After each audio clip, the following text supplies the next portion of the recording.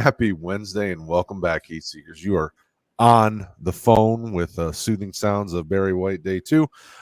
We are the Inferno. This is your weekly redraft fantasy football show, and we are going to have some fun tonight. We are getting close to the playoffs, so hopefully your team is ready to roll. But if you're not, we got some trade targets, guys maybe that can help you catapult yourself, or just guys to target if you're trying to if you're going for injuries. Who knows? But we're going to try to help you tonight. That being said, I am joined always by my main man, the new superstar host of the Roto Heat community. Bryce, how are you, my friend? I'm always good, Brad. Thanks for asking. Cody, how are you doing? Doing well up in colder Canada. We're at a soccer game up here against Mexico. That's probably the only reason we won, but we'll take it. They got too cold, eh? It was like that. It's like that commercial where the boxer gets all frozen and the guy with the gold coat beats him up or whatever. That's pretty much it. Yeah, delightful. So we get to take a victory lap. I saw Deonta Foreman performing well, and I know we were talking about that on the show, that he's the Tennessee back you should be looking up. And I thought he looked really, really quite good with a little bit more. I think when he had 11, 12 touches or something. Cody, how you feeling about Deonta Foreman? Are we still on the train for him?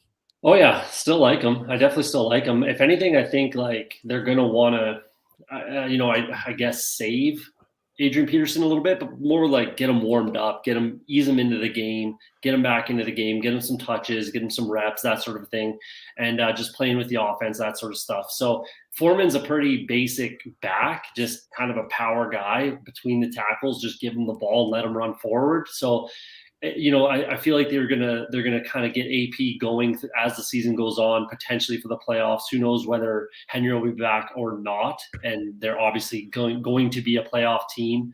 So yeah, like I really like Foreman. That's exactly what I kind of expected. I expected a little more that first week that the injury occurred, but hey, if it took a week, they got the win, and he's getting some touches. So I think he's still the guy to own for now. And like I said before, if you're first in goal on the 1 yard line, I'd rather give it to Deontay Foreman 3 times than Adrian Peterson. What are you thinking, Bryce? Yeah, I took your advice when you mentioned Deontay Foreman, picked him up in some dynasty leagues. And I'd almost like to see this next week to really get a full opinion. I don't know if they are trying to get AP rolling, or if they're maybe just going to use him as a backup role, and Deontay Foreman might just take over, because he did look much better. He was utilized in the past game. I believe he had one really good catch and run for 30 yards. I know he got six points just in receptions and yards. So I'm kind of hoping that Deontay Foreman kind of takes over. He's younger. He's probably in better shape than Adrian Peterson for the long haul. So I don't like you said, at the first week, he didn't really get involved, but this week he produced and out-touched AP, and I'm kind of going to be able to form a clear opinion if this is going to be a 50-50 backfield, or if Foreman's going to slowly start to take over, and I think that he should. Brad, what do you think? Yeah, I like our boy Sully in the chat. He's going to be hanging out with Lev Bell making crappy records, eh? Yeah. I mean, we were already talking about Foreman last week as kind of the guy we were hanging our hat on the show, mostly because every chance that he's gotten since coming back from the injury, it didn't look like he was losing a step. It looked like he was fine. I mean, it was just the situations he was in when he was coming back, because I think he already had a stint with Tennessee, and he wasn't going to be taking the backfield from Derrick Henry. He's got the chance now. So I think the opportunity is there, and he looks, of the guys that are healthy on this roster, he looks like the most explosive, and they made the most of it with him. I mean, like 11 or 12 carries. I mean, he wasn't averaging 4 yards a carry, which was a little unfortunate, but the Saints are, one of the top 5 defenses against the run. So what do you expect? 2 catches, 48 yards though was impressive as well, with I believe McNichols is out, and I don't know that there's any updates on when he exactly will be back. So I'm not going to tell you to fire up shares of him just yet. I want to see him a little bit more, but going against the Texans, this is just a juicy matchup to see him just kind of go off if they want to do that. They may. Now, the thing that in the back of my mind is I watch Tennessee and what they want to do with the running back. I really feel like they're probably going to want to keep all these guys healthy because of the injury. So I want to temper expectations that even if he does become the man there, you're probably only getting 10 to 15 rushing attempts and then a few passes. Like that's probably my ceiling, how I feel comfortable for whoever the top back is there, whether it's AP or Deonta or whatever other guy they trot out there. Yeah, and that's a bit of a revenge game. That's a team that kind of gave up on him a little bit. So Yeah. he might look at, I don't know how he feels about the Texans. He might look at them like, hey, you gave up on me. I'm gonna ram it take a thing. So yeah, I think I have one league where I might start him, obviously as just a flex guy. We'll see. But yeah, like I don't think there's anything wrong and that's a 16-team league. If it's a super deep league that you're in, I think that you could do a lot worse than starting Deontay Foreman for sure. And again, the revenge game's a little bit of a nugget in there, and the Texans are terrible, so he should get his opportunities. If he gets in the end zone, you're laughing. Yeah, I'll be starting him in my 16-team league. That it's a team that is currently. I had traded away a few more pieces because it's not quite there in the rebuild. This is the league where I've talked about a few weeks back where I have like 3 firsts, 3 or 4 seconds, 3 or 4 thirds. I mean, it's just loaded. So he will be in the starting lineup next to Najee Harris. So he should be thanking his lucky stars he got out of there. Yeah, at this point, he's smarter to be anywhere but there. I don't think that was his, choice, but yeah, no, he's got to be happy to be in with Tennessee. That's for sure. Especially a team like Tennessee, where even using him in the passing game, they're going to use him exactly the way they use Derrick Henry in the passing game, where it's just screens, dump offs. It's nothing major. They're not asking him to run wheel routes or anything like that. Right. Like, not that that's a complex route, but you know what I mean? Like, they're not asking him to do too much. Just turn around and catch the ball and do what you can to gain some yards. So, I still like Foreman, and I think he's going to be a fantasy asset down the stretch here. Yeah, I like him. All right, so trade targets. This really doesn't exactly have a set boundary. So as you're getting ready for the playoffs, we want to throw out names of guys that you may want to try to target to trade for. This could be in redraft, or it could be in a dynasty. As I was preparing for the show and thinking about it, I've talked to a lot of guys that are in dynasty leagues that are treating this year like a 1-year league because they're competing. So they're like, listen, what do I got to do to make sure I win? So this could work for you as well. So yes, this is the redraft show, but if you're trying to win it all and you're trying to do it this year and you're not thinking about the future, maybe some of these guys help you as well. As always, throw your comments in the chat. If you have questions, we will get to them after we get past this main point of the show, which, depends on how long we chit chat, but we'll see what happens. All right, so Bryce, I'll give it to you first. So who is somebody that if you're trying to compete, who is somebody that you'd be trying to trade for, or just in general, who is a trade target in your mind? As always, I went after some bigger name guys because I know Cody would get the smaller flex plays for you. But I was looking, when I was doing this research earlier today, I was looking for more guys that I like for the next couple of weeks, but most importantly, I was looking at guys for the weeks 15 through 17. What were their matchups? Because that's your fantasy playoffs with the new extended schedule. So I was looking at a couple of running backs that caught my eye were Daryl Henderson and Joe Mixon. Both of Daryl Henderson only plays one top 10 defense the whole rest of the season. And I think the one that he does play might be, I don't know if it's in the fantasy playoffs or not. I can't remember. And now when I say a top 10 defense, I'm looking at defenses that are allowing the most points against the running back. So of the rest of the season, only one of them is in the top 10. The next one will be Joe Mixon. His schedule is even more cake, except I believe he plays maybe the Bills later this season. Do the Bengals play the Bills later this season, I believe?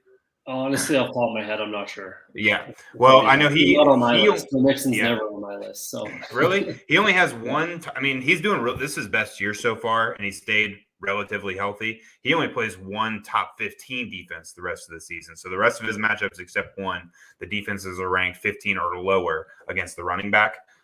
So that's just kind of some arbitrary numbers for those guys. I had Deontay Foreman on here as a guy, but we just talked about him. But the main one I like is DJ Moore. I think you might get a lot of people sleeping on him because Cam Newton's back, and Cam Newton doesn't throw the ball well, but he can throw the ball 5 yards down the field, and DJ Moore excels in inside the numbers, short route running. He can make plays. once it's make plays after the catch. And he already has a relationship with Cam Newton, and he also only plays one top 10 defense the rest of the season against the pass. Cody? So I guess my question back would be, what do trades for those type of guys look like?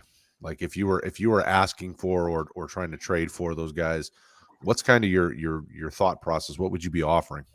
So I knew you were going to ask that, and I was hoping that it's super hard to like just randomly because all three of those guys are pretty top level guys. So maybe you can get lucky and find one of those guys in the middle of the pack team that could maybe use a 2-for-1, right? You're doing really well this year. You're like, okay, I got to start looking for the playoffs.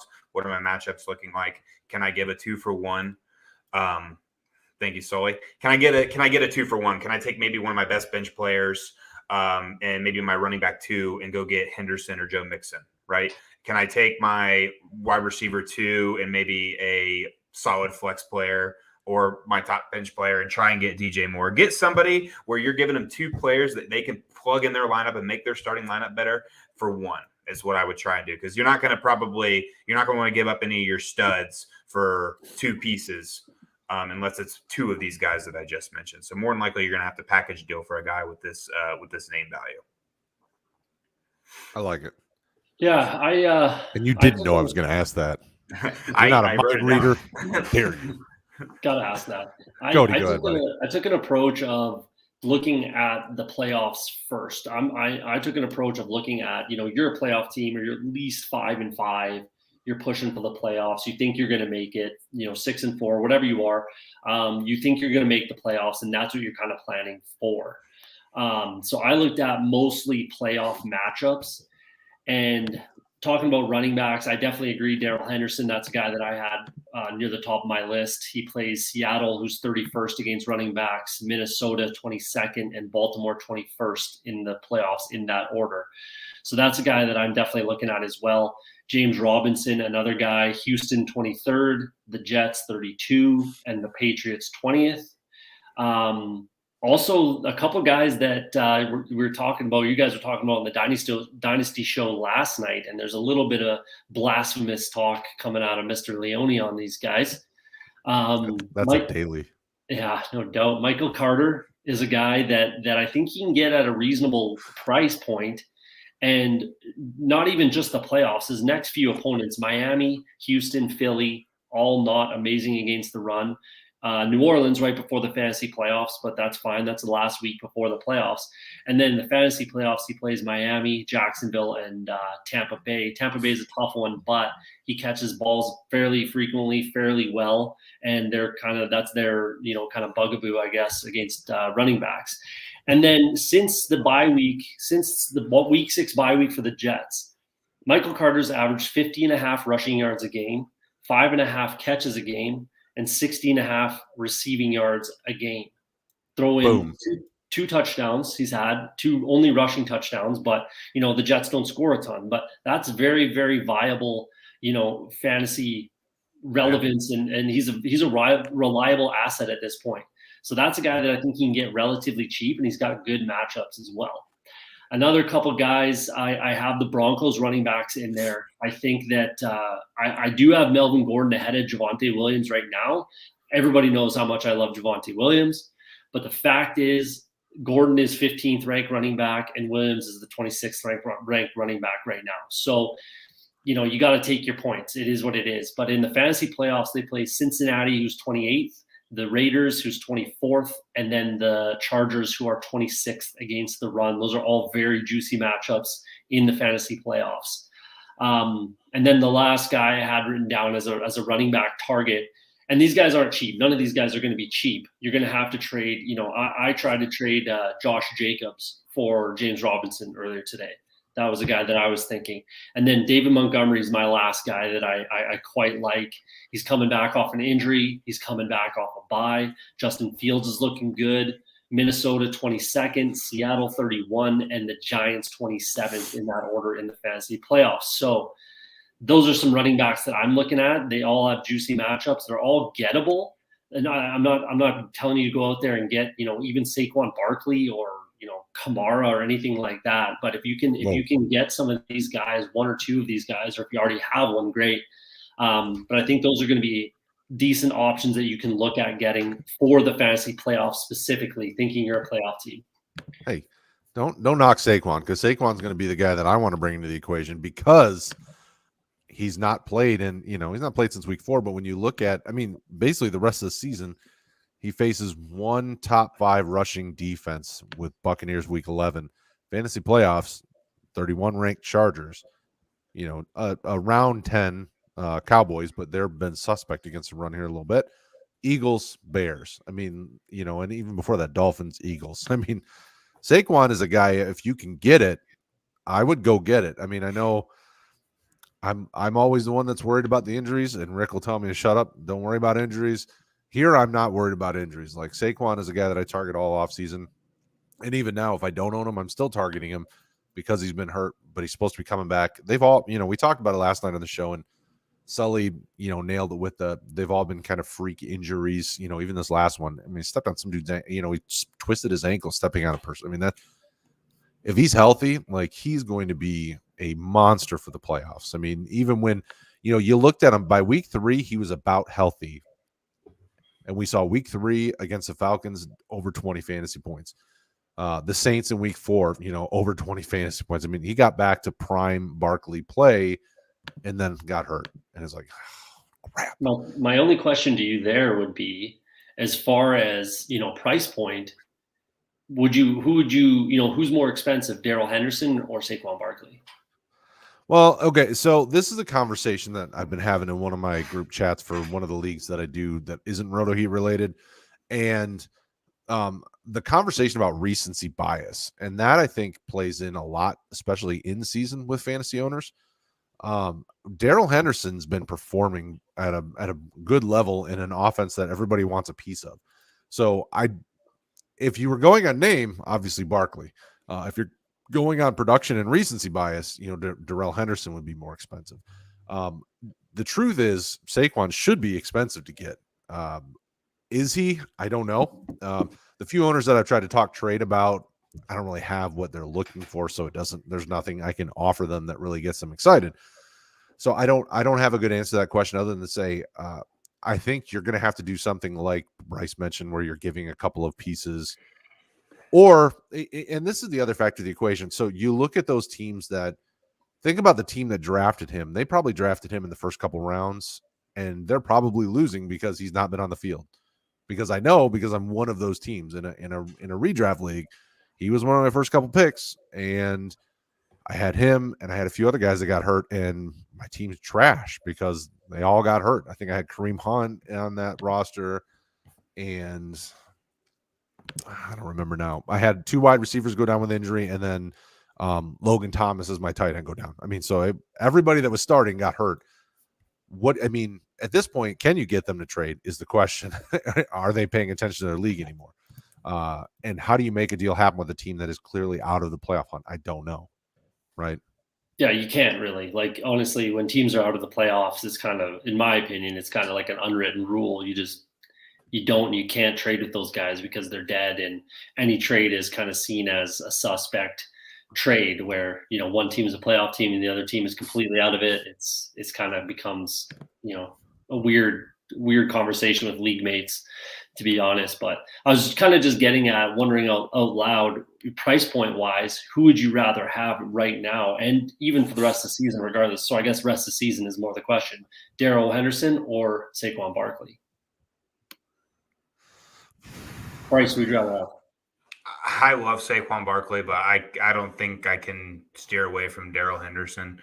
The only thing about Daryl Henderson is he is only productive when the whole team is, right? Where Saquon, their team could lose by 30 and he could easily still put you 25 points. Daryl Henderson's not doing that very often. I think almost every time the Rams struggle, Daryl Henderson struggles fantasy-wise. But the good thing is the Rams are stacked.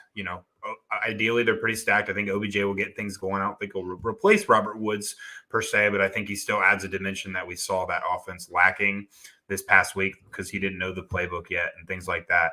So I think Daryl Henderson benefits from that. Like I said, his schedule the rest of the year is so cake The only thing I worry about Saquon Barkley is I don't know if it's you mentioned it, Cody, or somebody else, but a lot of times when these players come off ACL tears, it takes another, that first year back is a little rough, right? And he even had another setback with that freak ankle injury.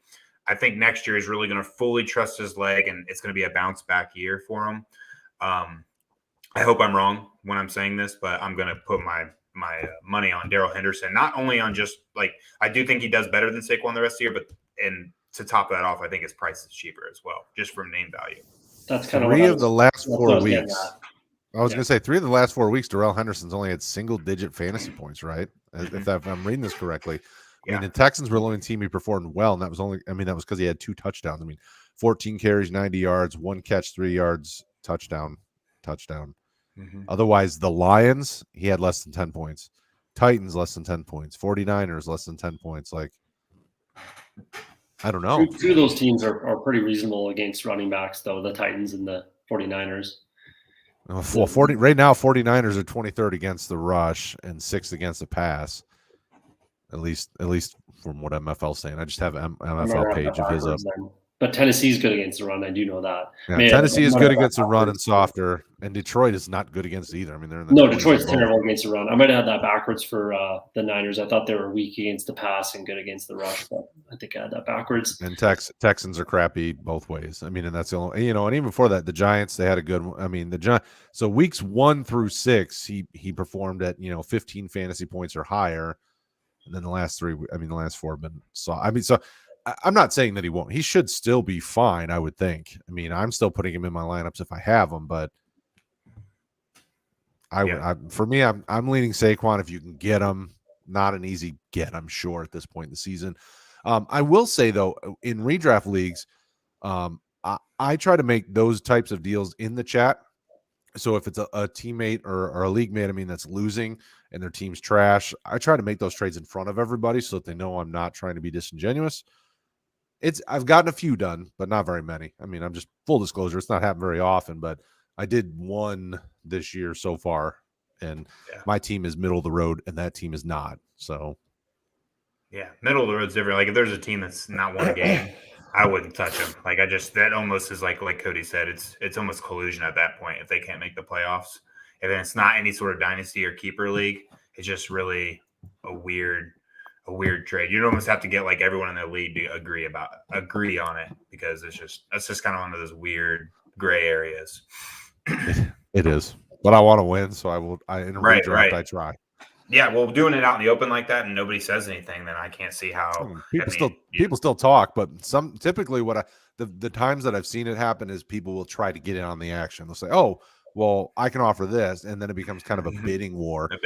Yeah. Which is fine. I'm like, hey, if everybody's trying to get the same player, then nobody can complain when he trades with one over the other, because we've all tried now. But yes, typically those don't happen. I'm just saying that you should want to win, right?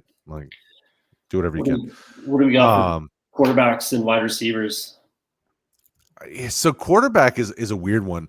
And the name I want to throw out, it feels strange to say it because I typically don't want to trade for rookie quarterbacks in redrafts. So Mac Jones, man, what's going on with your boy Mac Jones? He's been is he really gonna be the best rookie quarterback of this class this year? He definitely. Well, I don't know long term. I still have a lot of. I think Trevor Lawrence is a great talent, and I think Zach Wilson has the ability to be very good. He just needs. He's got obviously has a rough start. He's not in a great situation, and that team's a complete rebuild. But Mac Jones went into the perfect situation where, with coaching, right, might not have the best weapons, but he's got probably the best QB coach, one of the best play callers, even though it can be frustrating sometimes. But he's just not a flashy quarterback, right? He's like a Tom Brady 2.0 in the sense of you're never going to see him rushing the ball very often.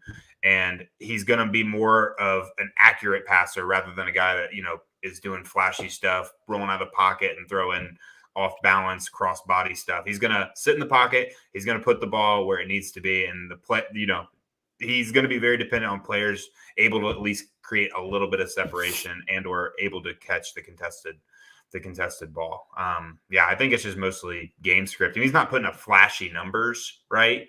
But he also doesn't have any flashy talent to throw the ball to. Plus, he's able to lean on the running game quite a bit. Yes, So I think that absolutely. And I'm not saying to target him, but because he faces the Bills twice down the stretch, but he's definitely one that has been a very pleasant surprise. Although the other Jones that I would target is Daniel Jones. Daniel Jones has a really favorable matchup the rest of the way. As much as I don't love him, he's probably one of the easier quarterbacks to attain that gives you rushing upside, can do a little bit through the air.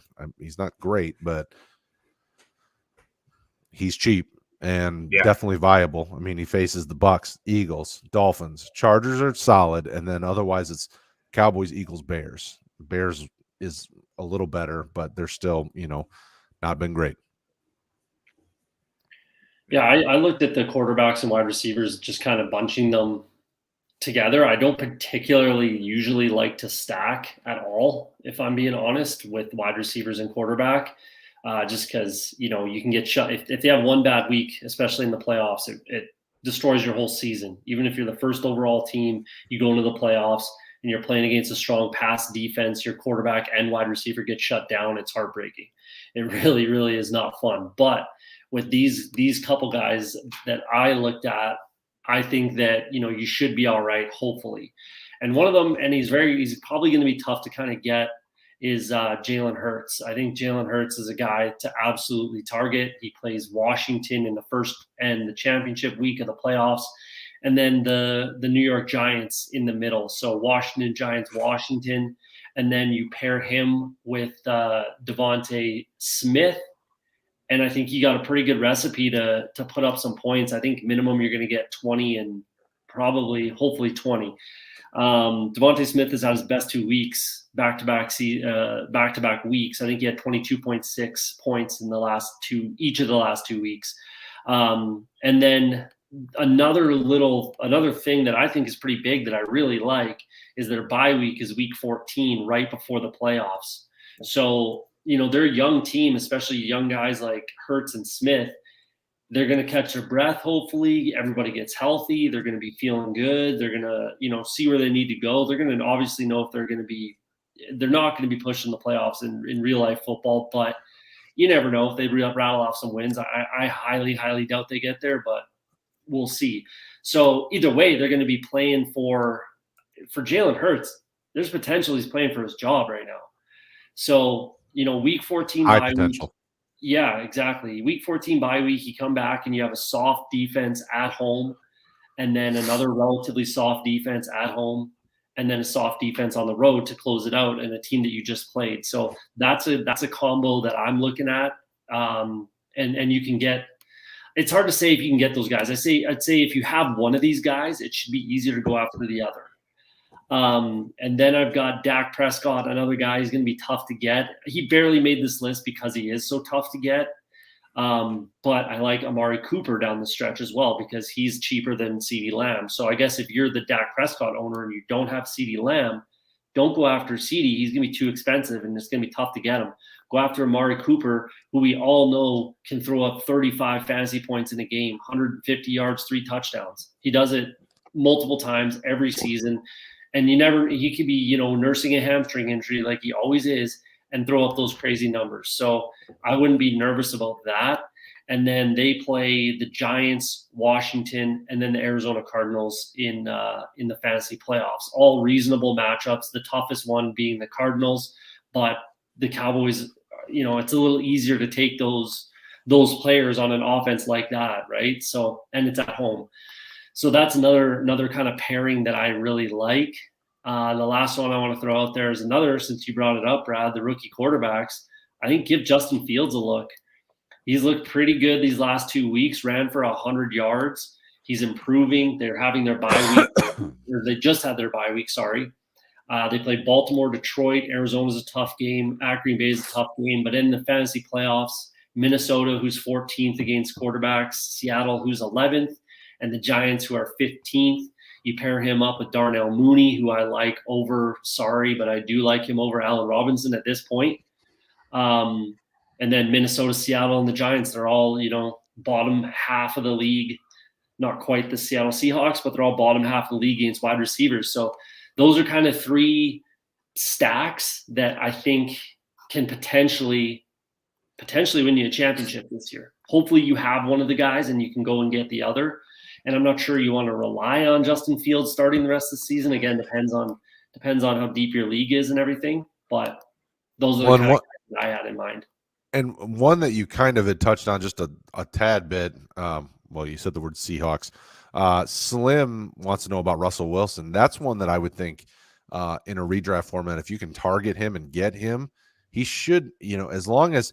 So the issue I saw when watching that Green Bay game is they were still favoring that hand and trying to be careful with him. He seemed okay. You could tell that he was trying to get back into form, but I would think, he's got a really favorable matchup down the end.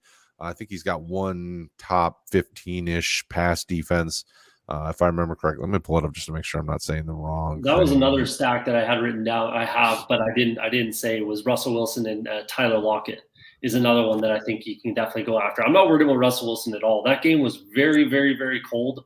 To just have a metal pin taken out of your finger and try to roll into Green Bay in the winter and try to throw a football, it was doomed from the start. I straight up sat DK Metcalf in a league, in a 16-team league where that's one of my guys. I sat him, and it was the right thing to do because I just knew there's no way Russell Wilson's going to roll in there and throw for even 200 yards, which I don't think he did. I'm not sure what the 161. Yeah, there you go. That just wasn't going to happen. It's just not a good, matchup for him to come back after that injury, which he probably came back too soon. And I think we all know that, including him and the coaching staff. I think everybody knows that it was at least a week too early. But I'm not worried about him down the. There you go. I agree. He did no business being out there. They should have just rolled out Geno one more time. It's not like he looked god awful. He would have looked a little bit better than Russell Wilson, I feel like. But I'm not worried about him long term or for the rest of the season. I'm a massive Russell Wilson truther. So, yeah. What do you think, Bryce? Yeah, I like Russell Wilson a lot. I tried to get him in a league, but the guy has him as a playoff team and had to kind of stick in a backup for a while. And he was asking a price that I was not willing to pay. But yeah, well, he's a stud, right? I mean, Russell Wilson's probably a top 10 quarterback if he's healthy the whole year. He's got great targets. I don't think Chris Carson's going to play the rest of the year, so they're probably going to have to lean on that pass game. So, yeah, Russell Wilson is the man. Yeah, they got Cardinals, Washington, 49ers, Texans, Rams, Bears, Lions. So, I mean, the next 3 weeks, they're sandwiched with some tough pass defenses, but Washington's in there. And then for fantasy playoffs, I mean, all very fine matchups for a guy like Russell Wilson. Yeah. Okay, so is there anyone else that you guys had on your mind that you wanted to make sure we touched on before we jump into questions? I had a question. So, Brad, you talked about Daniel Jones. Would you like Daniel Jones over Cam Newton? Oh, yeah. Yeah? Oh, yeah. I mean, don't get me wrong, Cam Newton might give you something. I don't trust it, though. He's good for two. Sometimes he's good for 2 rushing touchdowns every week. But Daniel Jones has that Daniel Jones could be. Yeah, but when they get to the 1-yard line, I am more confident that Cam Newton's running it, whereas in New York, I'm more confident that I think they give that ball to Saquon. Right, anybody else? Saquon mostly, but yeah, I was just curious. I like. Let's see what Carolina looks like. Yeah, I'm not. I'm not touching Cam Newton. Yeah. 15, 16, 17. Bills, Bucks, Saints. There's no way he's playable in the playoffs. Yeah, especially at this point in the season, you've probably sorted out, especially if it's 10 to 14 team leagues, you've sorted out your quarterback position enough.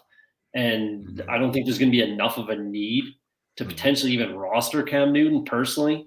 I just don't see it. I just don't see it. I think he's going to not a favorable slate there at the end. Yeah, I think he starts the rest of the year for that team. That's for sure. And I think he's going to be good for the team, but fantasy wise, I'm staying away. I'd rather probably have Mac Jones. Yeah, I mean, Mac Jones is, he's got some decent matchups. I wouldn't lean on it. And the tough thing is you can't trust him on a weekly basis right now. I'd rather have Cam than Mac Jones pretty easily. Personally, just I have the touchdown in fantasy, not in real life. In fantasy, yeah, of course, yeah. In real life, it's Mac Jones for sure. I'm probably higher on him than most people in real life. But in fantasy, I think I'm going to go with Cam just for the rushing upsides there. Mac he doesn't get the opportunities a lot of times to throw for 303, right? I don't think he has a 3 touchdown, or he just had his first 3 touchdown. I'll say he had a 3 touchdown. He has first 3 touchdown game the entire He had year. 300 yards once this year, 307 and 2 against the Jets. Which he does not have any more games against the Jets this year. No. Falcons, Titans, Bills. They got to buy. Then Colts, Bills, Jags. So he's not one that you can trust just because he's got a couple of really solid defenses that he's going to be facing in the Bills again come playoff time. So Cam Newton definitely gives you that rushing upside there. But, I mean, both of those guys are very dangerous come playoffs time because they have some really tough matchups, especially when it comes to the running game. I was thinking before we get into questions, I was thinking kind of just earlier today, how nice would it be if Trey Burks gets drafted by the Patriots? I think that's got to be somebody they target in the first round. If they don't target I'm hoping he goes to Detroit. Don't say that. The only way they don't draft a wide receiver in the first round is if they somehow get like, 2 of them in the offseason, whether it's like, I think they could draft one no matter what, but they have to go target Godwin, Adams maybe, and I don't think that's possible. I'd be happy with Allen Robinson. I think he could get a nice little renaissance for his career in New England, but they as much money as they spent last year, I don't know if they'll. I think their cap space is still decent next year. If I was looking correctly, I think it's still like in the 40 mil. I'll have to look into it.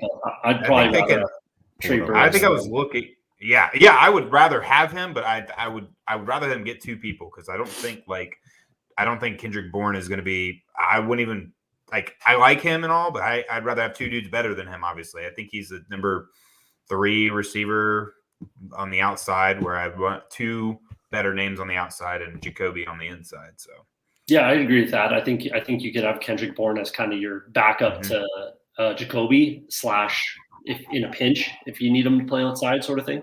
And 4 wide receiver sets, that sort of stuff. I don't mind Kendrick Bourne there, but I agree they do need 2. I just think they need a big body wide receiver like Trey Burks. Yeah. I think that would be massive. It's funny because every time they're blowing a team out, they put in N'Keal Harry and throw a jump ball, and he catches it every single time. I don't know why they don't just try it once for like 23 yards or something. Every time he goes up and catches it over whoever he's getting guarded by, and it's like, why don't they just try it once in the game? Holy cow. This is a team that knows what they're doing. So in 2021, we have $30 million in dead cap. They're pushing for a playoff spot with $30 million in dead cap money. Like, are you kidding me? That's the Patriots? Yeah, this is the Patriots salary cap breakdown. So $30 million in dead cap this year. Then they only have 3 next year. Next year they have 180 in total cap allocation. So depending on what the salary cap is next year, this could be tough for them. They're going to have to make some moves. Yeah, I think it's what is it right now? Like 190 something. I think it'll be in the low. I think it came down last year, didn't it? Yeah, it did. Yeah, because of the go back up next year. Either way, we don't have to talk too much about that. I just thought today. I just thought that was amazing. I had to share that $30 million in dead cap, and they figured out a way to make a playoff contender. Just about. I bet a decent amount of that dead cap's because of Gilmore. Probably. Yeah, probably. I was wondering who that's for. That's what I was thinking. Like, who's that? Yeah, it's Gilmore.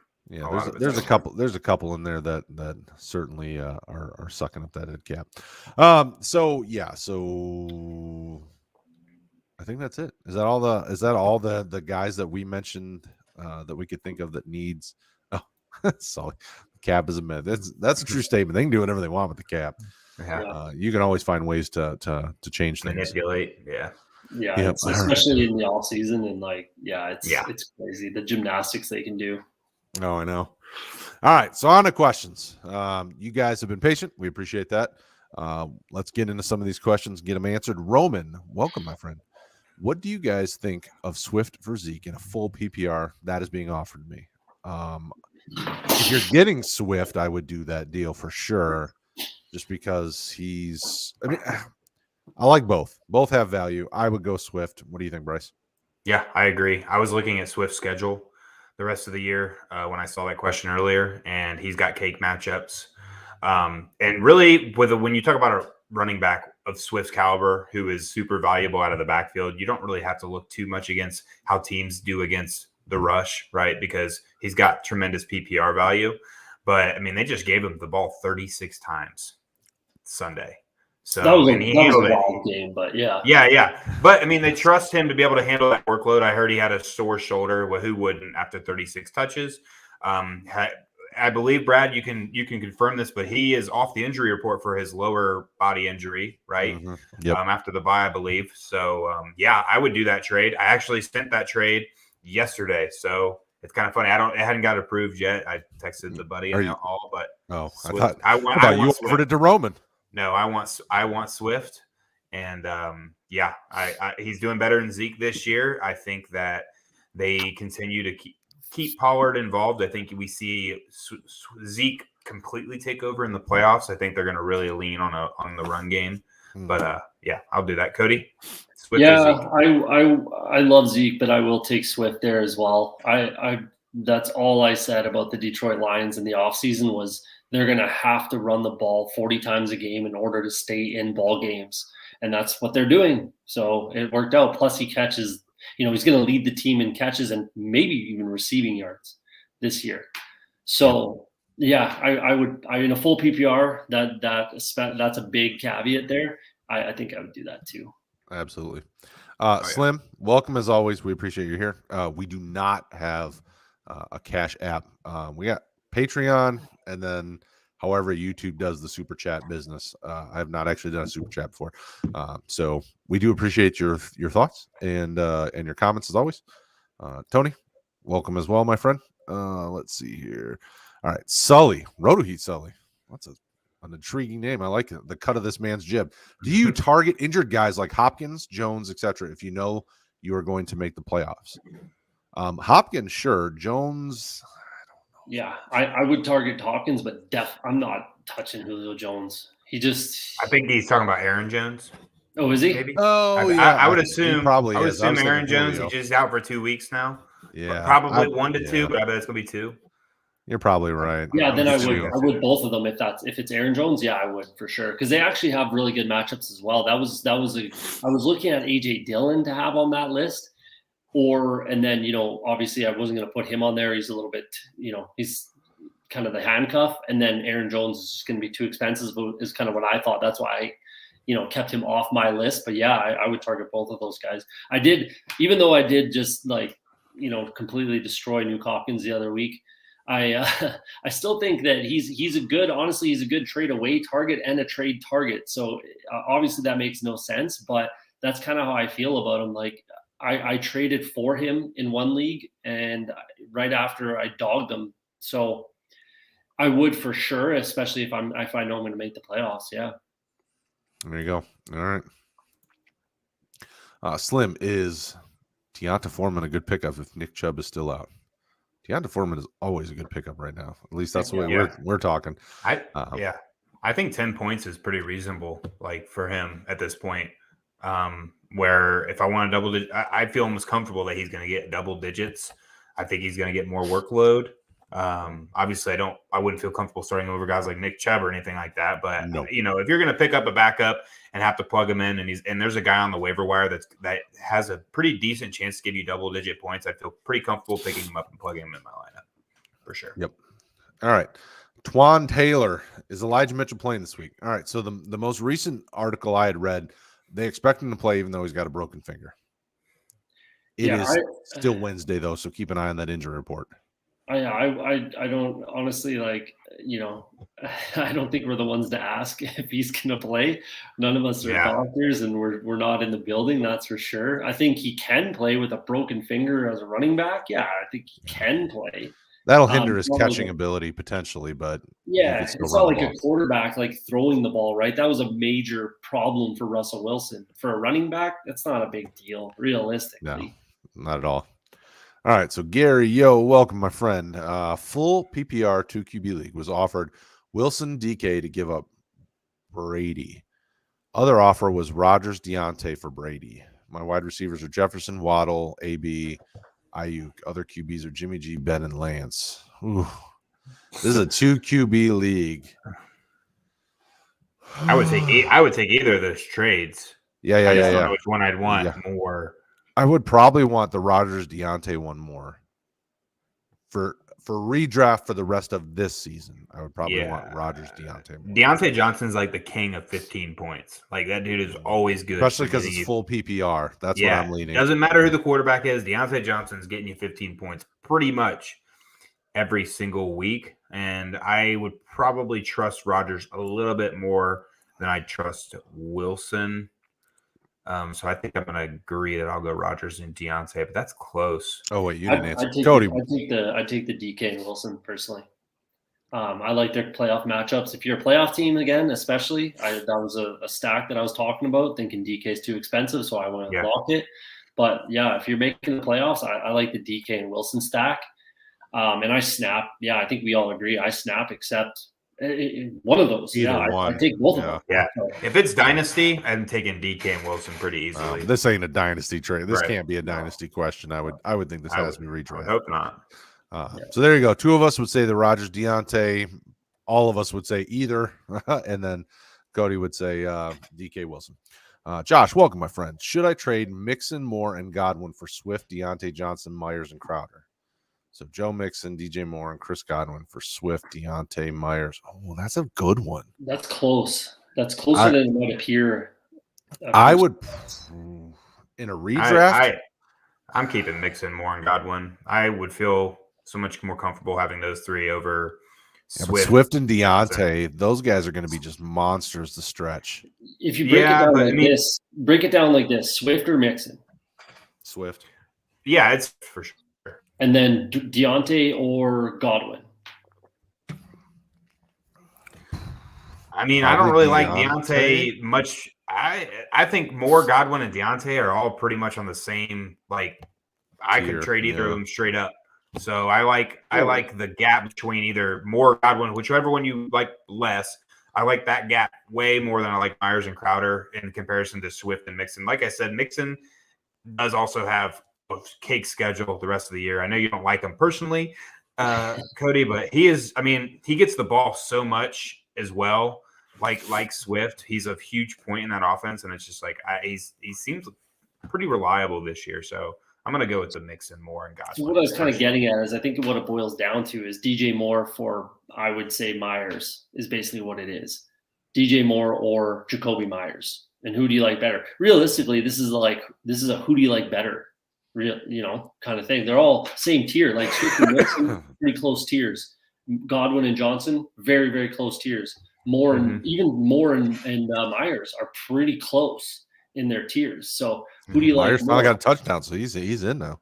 Yeah, he's increased the tier, and this could also be roster dependent. If like I saw that I was giving up 3 players and I'm putting in Swift and Johnson, and then I have a really good still backup player that I'm replacing for either Moore or Godwin, I could see you lean in because I do like Swift more than Mixon, and probably Deontay a little bit more than those. So. Way more.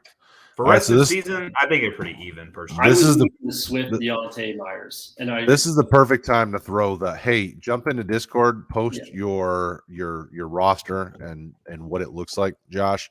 I'm just posting the link now in the chat. Jump in there. It's our free Discord server that gives you access to all of our fantasy football chats with lots and lots of people. I mean, I don't really know how many people are in. There's a lot of people that are in our Discord talking fantasy, and we can jump in there and answer the questions and show us your roster. It'd be nice to see what your team looks like a little bit deeper. Yeah, in a vacuum, I'm just taking the Swift side, but it's who you like more. Yeah, for sure. I don't think you're really like upgrading anywhere realistically. That's kind of. So Lee, this is okay. Should I do any trades with my RBs or wide receivers? I have Kamara, JT, Mitchell, Javonte, Wilson Jr., Edmonds, and I have DK deep. Nope. You're going to keep winning. I would just stay where you're at. I'm not moving Kamara and Jonathan Taylor if I'm competing. Yeah, no, I'm not moving any of those guys. Not moving Debo, DK now. I wouldn't trade. There's a lot to say. Don't trade sometime. Don't overtinker. I've done it, and it ruins your season. Yeah, no, I'm not doing that. Inceptivus, welcome, my friend.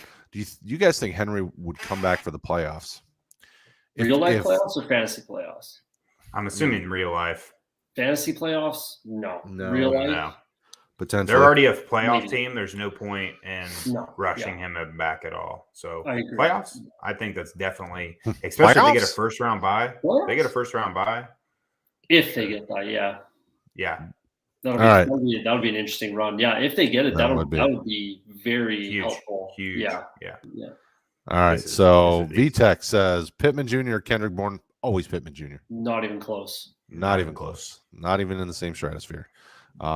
Pittman Jr. is a, I would venture to say, a must start at this point. Always. He's a wide receiver. Is he a wide receiver one? I mean, if he's a low end wide receiver one, he's either a high end wide receiver. Yeah. I mean, with as many, and that's the funny thing in our tier videos that we post here weekly on the channel. You know, we always have like 15, 16, 17 guys in like our wide receiver one, you know, kind of the high end wide receiver one through wide receiver one tier. And it's like, there's so many good receivers right now that even really good receivers like Pittman are sliding down just a little bit and they're high end wide receiver twos, which is funny to think about. But the wide receivers in fantasy are just so deep nowadays that.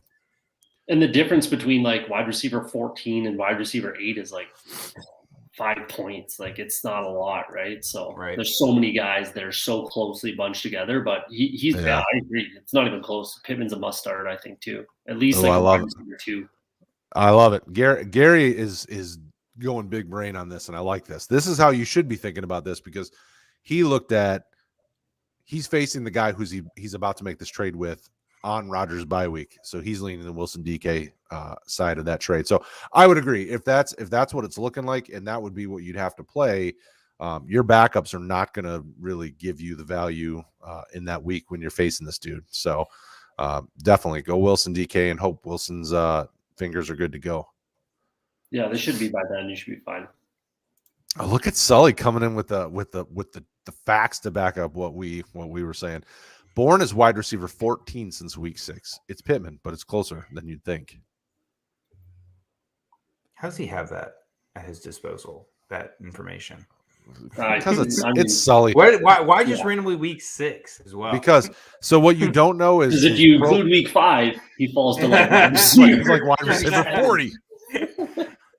Sully is a farmer's almanac of football knowledge. He knows all things about all things. Yeah. Sean, welcome, my friend. Gibson or Bateman full PPR? I mean, it's got to be Gibson, right?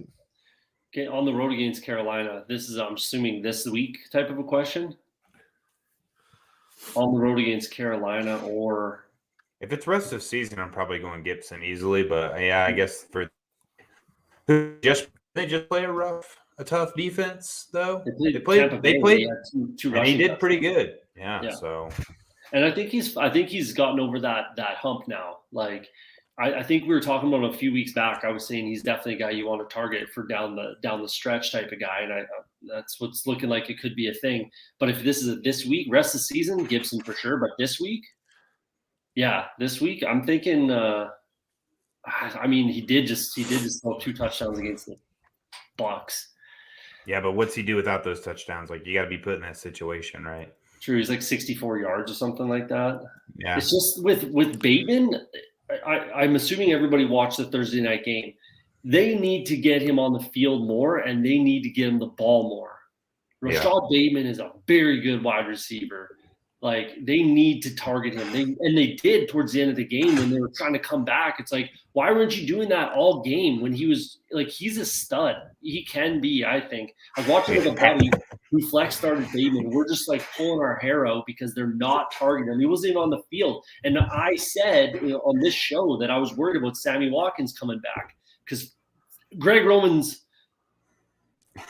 passionate Bateman supporter.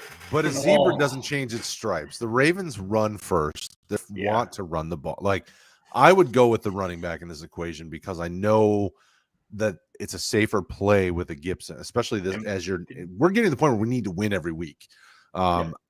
Gibson for me, because I feel safer about what I can get out of him.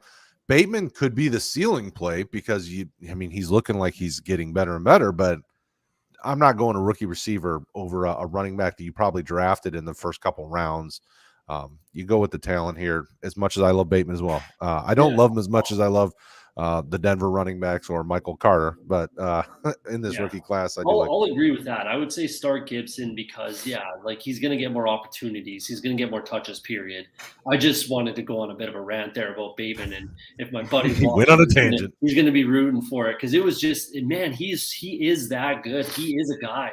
He's going to be a guy, and they need to get him the ball.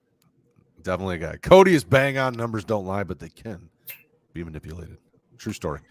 Miguel Corral, welcome, my friend. Would you sell Debo if you're rebuilding? So this is a dynasty question. Full PPR. My other wide receivers are Judy, Bateman, Rondale Moore, and Gallup. No. No, I tend to try to build my teams around my receiver core anymore because you can. I mean, there is no position bias here. I know Anthony likes to throw out that position scarcity business. If I've got elite wide receivers and I can play multiple of them and destroy you with them, I will. And Debo's one of those guys that I love. Debo. In pretty much every league, you start at the minimum 2 wide receivers, absolute minimum. And with flexes anymore, I mean, you get more. Yeah, exactly. So no, Debo is very, very, very valuable. Unless you're getting like a super stud wide receiver back plus, then Okay, so Gary, one more thing. Brady is averaging 34.8 in 9 games, and Wilson is only averaging 23. Do you think his finger is an issue? I mean, his finger is going to take a little bit of time to heal, but Brady's also been slipping too, right? Like he hasn't been playing great football the last couple of weeks. So plus I think down the stretch, you're thinking quarterback to quarterback. You got to factor in you're getting a stud wide receiver with that trade too. You're getting either Deontay Johnson or DK Metcalf with that trade, right? So average out your points, and you should be leveling up. And Wilson's better than he's been. He just had a rough couple of weeks, had the injury. Like this week is going to drive down that average an extreme amount because he shouldn't have even been out there like we were talking about. So I'm not super concerned about Russell Wilson at all. I've always, since Russell Wilson's second year in the league, he's been a quarterback, top 3 quarterback for me personally. I think he's fantastic. And thank you, Gary. We appreciate you hanging out, my friend. VTech, should I sit Kenyan Drake this week? Yeah, that's another one that's going to send me off on a tangent, man. They need to give the ball to Josh Jacobs. Josh Jacobs should be getting everything. Oh, God, that's another frustrating one. Like, Josh Jacobs is your best running back. He's, probably, besides Darren Waller, I suppose, but he's probably your most skilled player on your team. I don't understand. Would you start Deonta Foreman over Kenyan Drake? I was even thinking Deonta Foreman over Josh Jacobs at this point, the way they're not using him. Well, yeah, and they're facing the Bengals. I'm not playing Drake unless I have to. I mean, the Bengals are pretty good against the run. Terrible run. We're bad. They're ranked as a top 10 against the run. I mean, they're listed at 9th against the run. But running backs are getting, I think they're like 27th against running back scoring. Something like that. 28th against running back scoring. So they might, maybe they're shutting them down, but they're getting their points. Wow. So in the passing game. Oh, so that could benefit Kenyan Drake then. I'm sure the backs are getting, but they're not amazing against the run. To be honest, I don't particularly think, but they're not playing the Bengals this week. Oh, they are playing the Bengals this week. Oh, I'm looking at something else. Listen to this fair weather Bengals fan here. I was looking at the Broncos that I have them. That's how I know they're 28th against running backs because the Broncos play them in the first week of the fantasy playoffs. And Sully adds that he thinks Ingold's on IR. I know he's done, and Jalen Richard I think is as well. I agree, Sully. Deonta or Kenyan Drake, if that's the question outside of VTech's actual question, sitting Kenyan Drake. I don't love Kenyan Drake this season. I loved Kenyan Drake going into last year with the move over to Arizona, and then this year going to Las Vegas. I didn't like that. Josh Jacobs should be getting the ball more. He's the better of the running backs on this team. Kenyan Drake. So last week against a porous Chiefs defense, they're not good, period. 4 attempts, 16 yards, 2 catches, 15 yards. I mean, Josh Jacobs doubled them up in all areas last week. But Josh Jacobs is still hurt and still banged up where Kenyan Drake isn't. So I hope you have better options, like at least have a choice. I don't want any part of that backfield. So especially with all the turmoil that's been going on there with the coaching staffs and all the stuff that's happened there. I mean, I'm not looking to play guys on this offense outside of Darren Waller. I mean, Brian Edwards looks like he might start becoming a thing, but who knows? That could be a 1 week thing for him. Could have been an anomaly. That game last week against the Chiefs was very indicative of how the Raiders, I think, are going to look the rest of the season. They're up and down, very streaky. Yeah. Thanks, Sean. We appreciate it. Thanks, Miguel. We appreciate it. So there you go. If you have questions, I posted the Discord link in here in the comments. So make sure you guys jump over there and join the chat. It's free to just jump in there and have some questions answered or have some good chit chats. We have a lot of good conversations. One of the big rules in Roto Heat is don't be a jerk. So we make sure we take pride in having good conversations and help and support everybody in the community. We appreciate you guys all being part of the community. Don't forget, our tier videos drop throughout the week to help you figure out who you need to start. But Bryce, Sunday morning, you can talk to him, boom or bust, with Rick, Matt, and Sully. I apologize, still getting over being sick, so I'm a little discombobulated. They're here Sunday morning. They love having conversations come, ask lots of questions. See you guys later.